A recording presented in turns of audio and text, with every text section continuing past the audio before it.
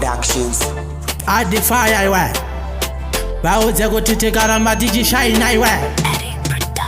Tinoramba tiji Shaina I wear. Tiji chigida I wear.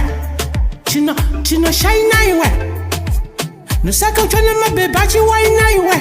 Wangwe wajo waji Shaina I wear. Mabebani ngana na Elizabeth.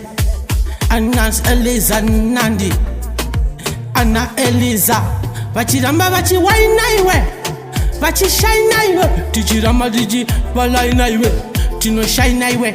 Tino polish I wear. Tino Shaina I wear. Tino polish I wear. Tino Shaina I wear. Dati kule mama baby aya. Ari kuramba chi waina I wear. Mangwe ajo achi Shaina I wear. Ezo tijingo korobela. Mangwe vachi Shaina I wear. Dati tijiramba tiji polish I wear. Dati adiwe. Wauze kuti. Tinawa kaiwe, tichiramba iwe, mambo kawo, vadzoka kaiwe, zvakare kaiwe, ndati wachikachiza iwe, ndichikachiza iwe, ndati mabebi mamwe acho achiramba achiwaina iwe.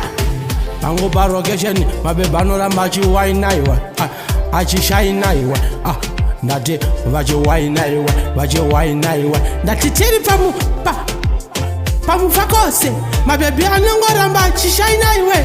Achishaina iwe, kana kumabvuku, achishaina iwe, kana kupi kwacho, kuna kusvika kana kumabvuku. Vaudze vaye vasina mabhuku, kuti mabebe acho ari kuda manotsi, kuti iwe mabebe asashaina iwe, vari kuramba vachishaina iwe.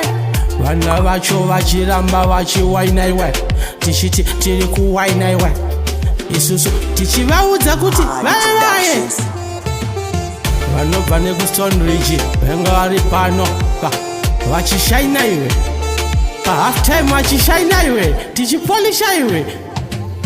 Nanganiyo shaina iwe, unzana laina iwe, kuti ndakulaina iwe, ndati fire iwe, tingamudzogorodzerei, muzambo idzogorodze iwe, ndati fire iwe. Mabebachi waina iwe. Nenga nina adiwe. Tijiwa manyisa nina adiwe. Kushika kwea kuna pauma.